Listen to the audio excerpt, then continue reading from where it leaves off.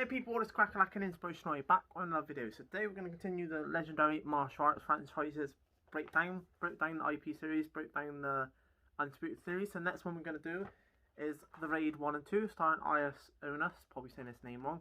Another legendary martial artist. As usual, do the fighting, storyline, any spin-offs, the film, if the film's good, and that sort of stuff.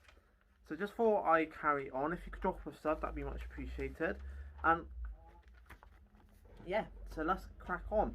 I just want to say about a few facts that you might have not known about this film. The first one is actually based off a true story, which I'll go over in a minute. It's a true story apparently, happened in real life. Also, the fighting style is Pencat Silat, which is a style very popular in Indonesia, and it's a style that Uwais is trained in.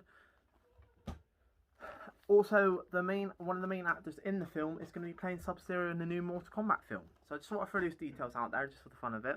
So let's break down what I was going to go over. So the fighting. Is the fighting any good? Out of all the martial arts films I've seen, and I've got a lot there, and I've got some I haven't even watched yet. Yes, the fighting is absolutely amazing. It is probably some of the best fighting I've seen. It's very different fighting. It's very bloody, gory fighting compared to the more traditional martial arts films, because the more traditional martial arts films are based on older martial arts styles and are very more about being fluent and slow and precise, where this one is just straight up, fast kind of paced, brutal martial arts style. Now, Pencat Silat, as I said, I think that's how I say it, from what I could tell, has a very mixture of styles. It seems to be very Muay Thai influenced, because there seems to be a lot of elbow strikes and knees and clinches in it. Seems to be a lot of wrestling involved, because they do a lot of wrestling takedowns and catching the leg and taking you down kind of thing. And it thirdly seems to be a lot of reversal kind of moves, so a lot of being patient, waiting for them to strike, kind of taking the leg and taking them down. Ground game. And then fourth is ground game. Do have a lot of ground game in there. So it's got a mixture of different styles. But that's the four styles I mainly say. Muay Thai, because they do a lot of elbows and knees. Wrestling, they do a lot of takedowns.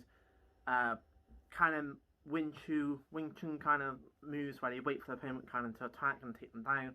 And then there's a lot of ground attacks in there as well. A lot of using legs on the ground, sweeping, low kicks, that kind of stuff.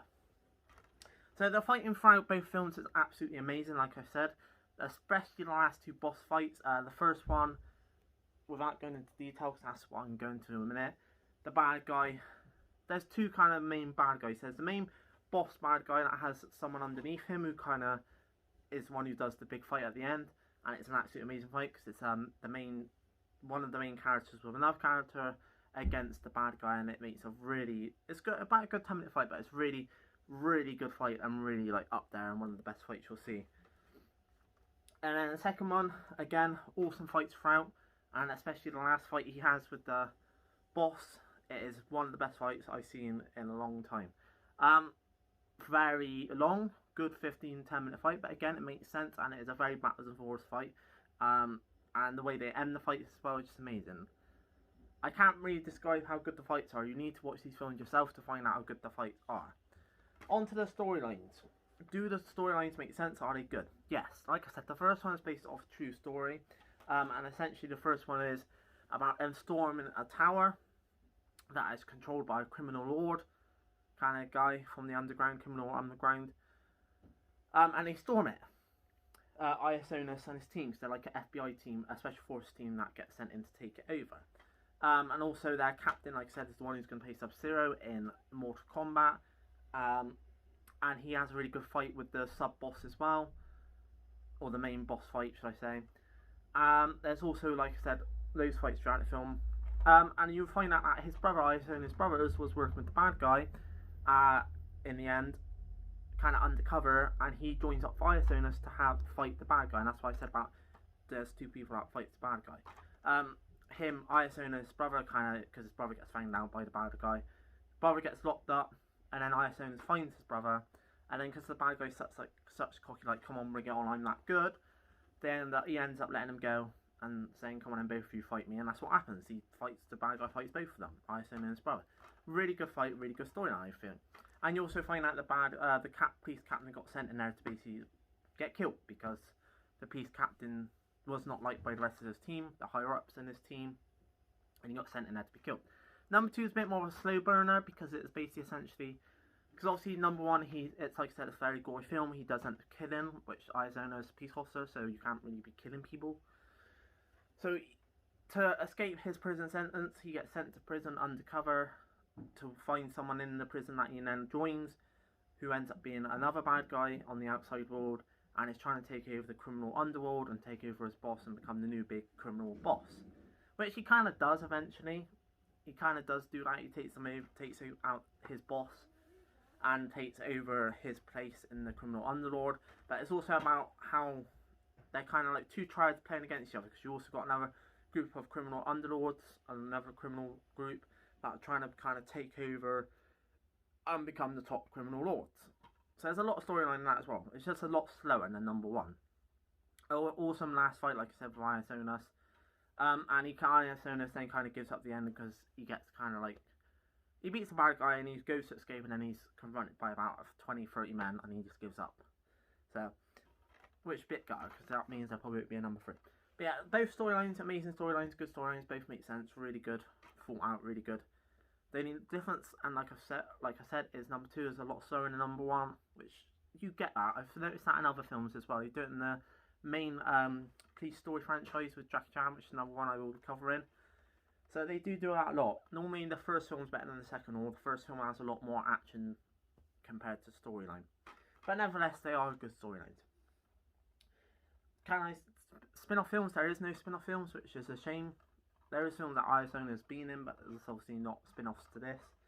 Number 4, the main film's any good. I've pretty much covered it. Yes, they're amazing films. They're one of the best martial arts films I've seen of all time. Very gory, very out there. Blood, guts, broken necks, all that kind of stuff. It's martial arts with violence, basically. Because like I said, a lot of the other martial arts I've watched and got are more slower, old, traditional martial arts. So, number 5, villains. Were the villains good? Yes. The actual fights were good. The villains were good because they was good martial artists, and that's what made the film good, in my opinion. One of the reasons the good was film. The film was good because the main villains were good martial artists, so it made for a really good fight. Obviously, they're nothing special. They're just your typical criminal law, crime lords, or criminal lords that then have someone working for them, and that ends up being a fight. But the villains, you know, like I said, substandard criminal underworld lords, bosses, whatever you want to call them. But because they're so good at martial arts, it makes really good final fights. Like I said, the first one, Raid 1, final fight, I think it's about 10 minutes, but it makes sense, really good film fight. Second one's about 15 minutes, maybe. Seems like that. Might be me exaggerating, but that's how long it seems when you watch the film. Make really good, but they make really good fights. So yeah, I would say the villains are good villains just because of the fight factor of them.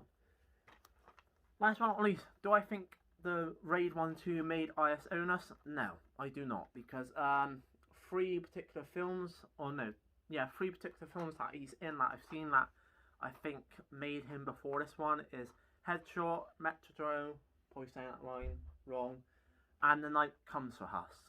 The Night Comes for Us, he actually plays bad guy, but it's a really good fight he has. He doesn't have a major part. Headshot and Metrodrome, I will get them in a minute, and then you'll know what I'm on about.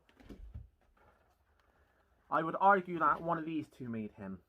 Personally, I would go Headshot because that's the one I saw first, but then this one was released before Headshot.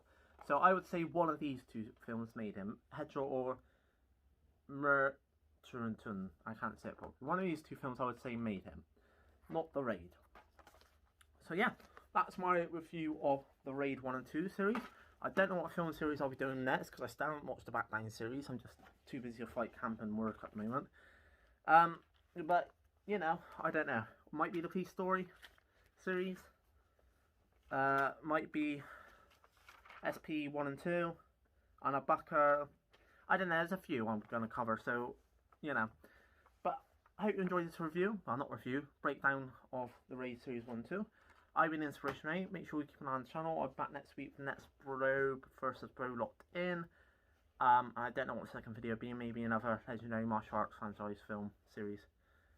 See ya. Cheers.